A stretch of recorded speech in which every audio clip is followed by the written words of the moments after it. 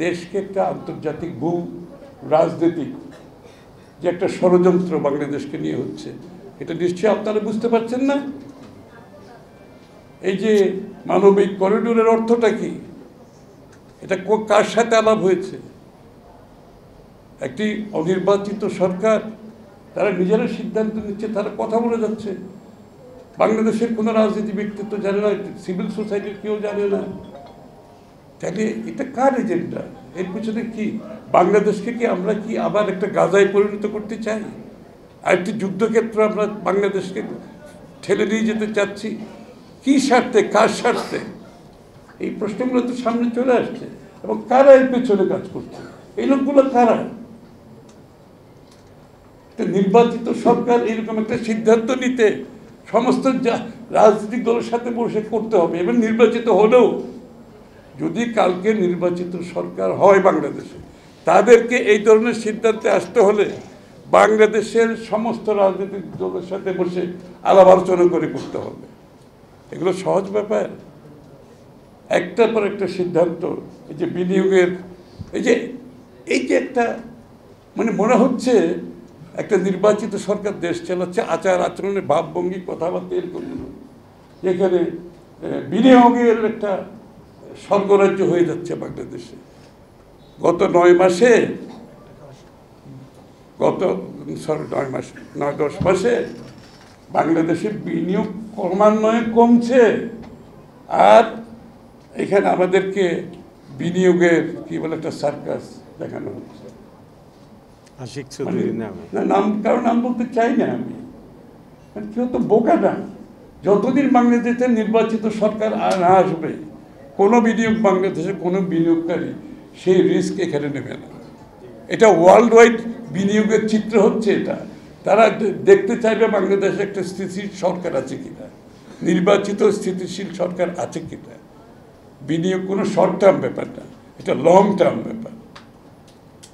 যতক্ষণ বাংলাদেশে নির্বাচিত সরকার আসবে না, স্থিতিশীল দেশ হবে না, তারপরে সেই সরকারের বিনিয়োগ, তারপর নীতিমালা কি হবে, চিন্তা ভাবনা দেখে বাংলাদেশে বিনিয়োগ আসবে। কিন্তু এটাকে ফুলিয়ে ফাঁপিয়ে এমন একটা চিত্র দেওয়ার চেষ্টা করছে বাংলাদেশে বিনিয়োগের স্বর্গরাজ্য হয়েছে। তা আমি তো ছিলাম ওখানে, বিনিয়োগ যে সম্মেলন হয়েছে, আমরাও তো তাদের সাথে কথা বলেছি। তাদের একটা শেষ প্রশ্ন, বাংলাদেশের নির্বাচন কবে হবে? যারা আসছে একটা শেষ প্রশ্ন করছে। সব বুঝলাম, ভাই আপনাদের নির্বাচনটা কবে এটা বলে না, এটা হচ্ছে শেষ প্রশ্ন। তো এইটাকে আপনি নির্বাচনকে নিয়ে যদি আপনি এই যে এই কথাগুলো শেখ হাসিনাও বলতো, আপনাদের মনে নেই? আরে আমি তো বাংলাদেশকে একটা কি বলে উন্নয়নের শিখরে নিয়ে যাচ্ছে, এই হচ্ছে সেই হচ্ছে। তো নির্বাচন এগুলো তো প্রয়োজন নয় আপাতত। মানবাধিকার অধিকার এগুলো তো ইম্পর্টেন্ট না। আমি তো অনেক ভালো ভালো কাজ করতেছি। তাই এখন মনে হচ্ছে এরকম কিছু কিছু কথা আপনি শুনতে পাচ্ছি ইত্যাদি, যে আমি তো এখানে অনেক কিছু হচ্ছে। আমি তো বলছি কারোর চেহারা দেখে কেউ এখানে বিনিয়োগ করবে না। বাংলাদেশের বিনিয়োগকারীরা করবে না, বিদেশিরাও করবে না। এই প্রশ্নটা পরিষ্কার হওয়া দরকার। কেন এমন একটা চিত্র দেওয়ার চেষ্টা করা হচ্ছে যে এমন বাংলাদেশে অনেক কিছু হয়ে যাচ্ছে, কিছু হচ্ছে না। নির্বাচিত সরকার ব্যতীত অর্থনৈতিক কার্যক্রম আপনি বিনিয়োগের মাধ্যমে দেশের যে আগামী দিনের যে অর্থনীতিকে ঘুরে দাঁড়ানোর যে বড় বিষয়টা আছে সেটা সম্ভব হবে না। যাই হোক, আমরা এখন সবাই একটা বিষয়ে ঐক্যবদ্ধ আছি। জাতি, অনেকে বলছে জাতিকে দ্বিধাবিভক্ত হচ্ছে। আমি কোনো দ্বিধাবিভক্ত দেখছি না। একটি ছোট গোষ্ঠী তাদের স্বার্থ রক্ষার জন্য তারা যদি জিম্মি করে বাংলাদেশকে মনে করে তাদের জায়গায় নিয়ে যাবে, সেটা বাংলাদেশে হবে না। বাংলাদেশের মানুষ ঐক্যবদ্ধ আছে, গণতন্ত্রের জন্য ঐক্যবদ্ধ আছে, নির্বাচিত জনগণের মালিকানা ফিরিয়ে দেওয়ার জন্য ঐক্যবদ্ধ আছে, এবং বাংলাদেশের মানুষের গণতান্ত্রিক অর্ডার ফিরিয়ে আনার জন্য জাতি ঐক্যবদ্ধ।